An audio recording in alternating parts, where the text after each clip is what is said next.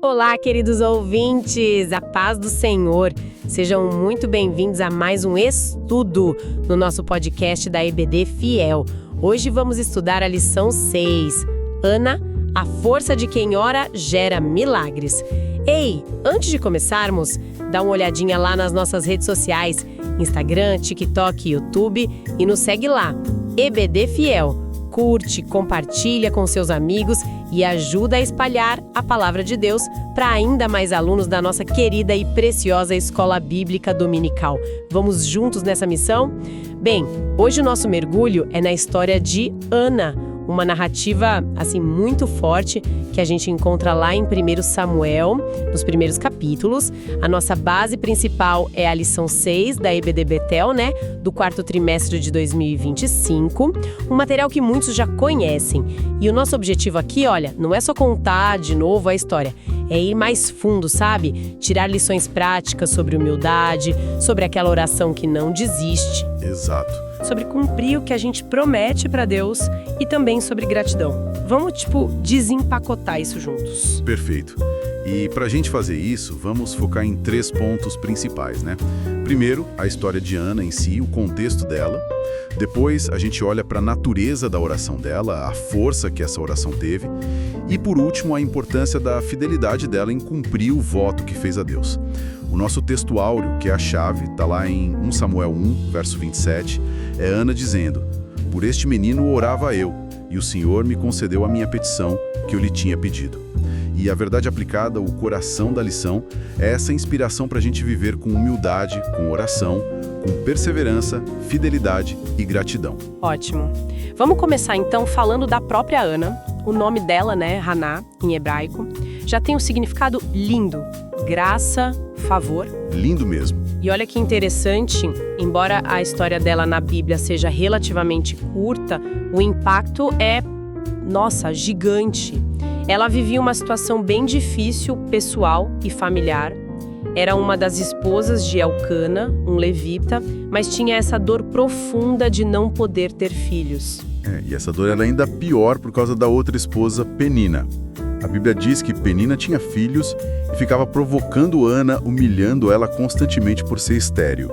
Imagina isso acontecendo todo ano quando eles iam para Siló. Nossa, que sofrimento! Sim. Que era o centro religioso na época onde ficava o tabernáculo. Ano após ano, aquela humilhação pública. Mas é importante notar um detalhe. Elcana amava Ana de um jeito especial. O texto mostra isso. Ele dava a ela uma porção melhor, uma porção dupla do sacrifício. Sinal de caminho, né? Sim, um sinal importante. Mas mesmo com esse amor do marido, a questão da esterilidade era pesada. Naquela cultura, não ter filhos era visto quase como uma vergonha, né? Uma maldição, talvez. Exatamente, tinha um peso cultural, social e até espiritual muito grande. E aí, na forma como ela lida com essa angústia toda, que a gente encontra a primeira grande lição, eu acho. Concordo. A humildade de Ana. Olha, em vez de se revoltar, de guardar aquela mágoa, ela leva a dor dela direto para Deus. O texto é muito vivo nisso. Diz que ela orou com amargura de alma e chorou abundantemente. Ela se derramou ali, sabe? Totalmente vulnerável. Isso lembra muito Provérbios 15:33. A humildade precede a honra. Deus valoriza demais esse coração humilde, né?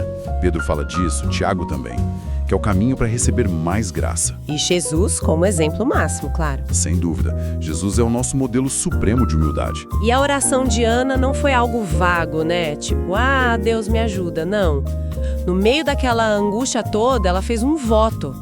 Um voto bem específico e, eu diria, ousado. Muito ousado. Lá em 1 Samuel 1:11, ela promete: se Deus lhe desse um filho homem, ele seria dedicado ao Senhor para sempre.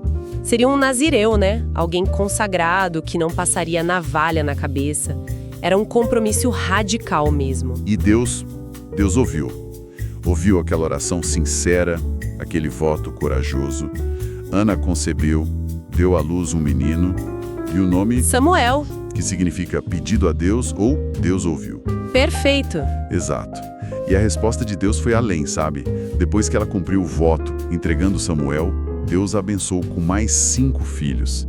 3 meninos e 2 meninas. Que maravilha! Uma bênção completa. Sim. E no cântico dela, Ana diz que a estéril teve 7 filhos. Alguns teólogos entendem esses 7, não literalmente, mas como símbolo de perfeição, de completude. A bênção foi total. Entendi. Então, o que a gente vê até aqui é uma mulher que pega sua dor, sua humilhação, e transforma isso num ato de fé. Ela busca Deus com humildade e faz um compromisso muito sério.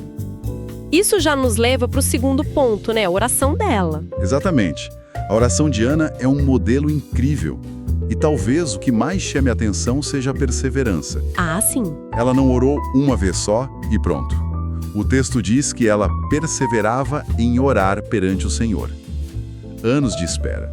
E ela não desistiu do sonho nem da fé. Impressionante. Isso se conecta muito com o que a Bíblia ensina sobre persistir e oração, né?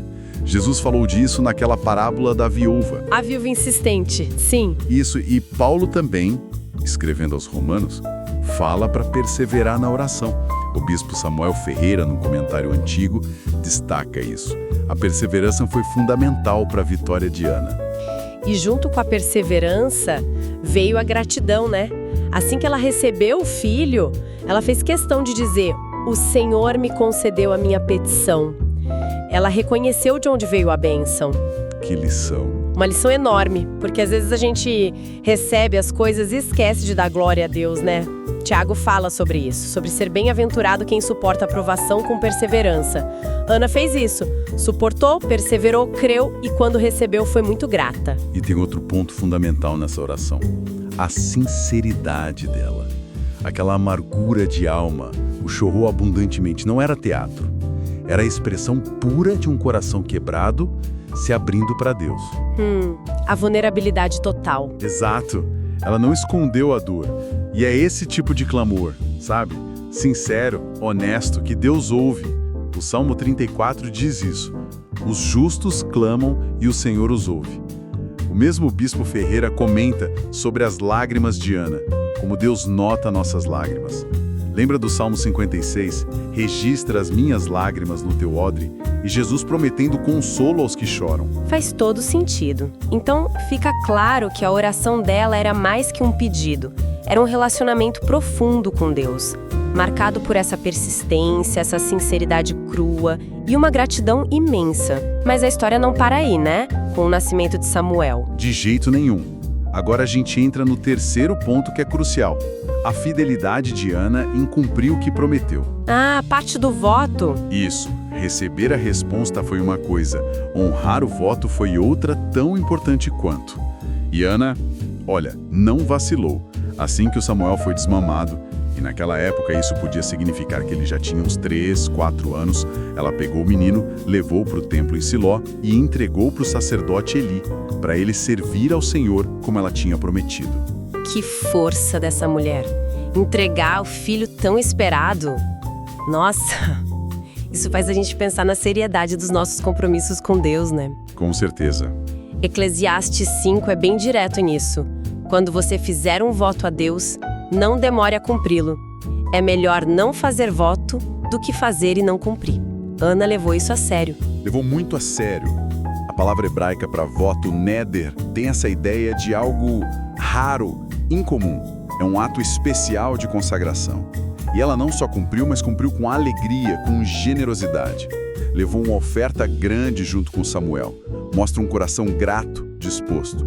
Como diz o Salmo 116, que darei eu ao Senhor por todos os benefícios, pagarei os meus votos ao Senhor. E cumprir esse voto teve consequências gigantescas, não foi? O legado de Ana vai muito além da história pessoal dela. Ah, com certeza. Primeiro pensa em quem Samuel se tornou. Ele nasceu dessa oração, foi entregue por essa fidelidade e se tornou um dos maiores líderes de Israel. Profeta, sacerdote, juiz. Isso, o último dos juízes, e foi ele quem ungiu os primeiros reis, Saul e principalmente Davi. Ele marcou uma virada na história do povo de Deus. O pastor Valdir Bíssigo até ressalta que Samuel é mencionado lá em Hebreus 11 entre os heróis da fé. A fidelidade de uma mãe gerou um líder essencial para a nação. E a unção de Davi, claro, nos leva direto para a linhagem de Jesus. Exatamente. Ao ungir Davi, Samuel, o filho da promessa de Ana, iniciou a dinastia da qual viria o Messias. Então olha que incrível, a fidelidade de Ana em cumprir um voto pessoal se conecta diretamente ao plano de salvação de Deus. A comentarista Joyce Baldwin aponta algo fascinante. No Cântico de Ana, lá em 1 Samuel 2, ela já fala do ungido do Senhor, da força do rei. Isso antes mesmo da monarquia estar firme. Ela teve um vislumbre do futuro que o filho dela ajudaria a construir. E esse Cântico de Ana, que coisa linda! É um hino de louvor que fala da soberania de Deus, que exalta os humildes. Maravilhoso. E tem paralelos com o Cântico de Maria, mãe de Jesus, séculos depois, né? O Magnificat. Mostra a profundidade da fé e da teologia dessa mulher. Sim. E tem uma observação do Lawrence Richards que eu acho muito boa. Ele fala que a capacidade de Ana louvar a Deus justo no momento de entregar o filho... Sim, o filho tão amado. ...vinha de uma confiança muito profunda. Ela conseguiu olhar além da dor, da separação, sabe? Confiando que Deus tinha um plano maior para Samuel e que cuidaria dele. Era um ato de confiança total no caráter de Deus. Olhando para trás, então, a fidelidade de Ana não foi só uma questão de honra pessoal. Foi um ato de obediência que ecoou pela história de Israel e pela história da salvação. Um ato de fé com consequências eternas. Pra gente ir fechando, é interessante lembrar daquele comecinho, né? Quando o sacerdote ele vê a Ana orando quieta, só mexendo os lábios e acusa ela de estar bêbada. Que contraste, né? Entre o que o homem via por fora e o que estava acontecendo no coração dela com Deus. Um contraste muito forte. E mostra bem a jornada completa dela. Começa na angústia, na incompreensão, passa pela oração humilde e persistente, recebe o milagre e termina nesse ato de fidelidade e adoração ao entregar Samuel. Verdade. A dor dela virou testemunho, o choro virou cântico. É fascinante essa transformação, pela fé e pela obediência. Então, o que a gente leva dessa análise toda da história de Ana, para mim, fica muito forte a imagem de uma fé que é real, sabe? Que não ignora a dor, mas leva para Deus. Fica a lição sobre se submeter à vontade de Deus, mesmo sem entender tudo.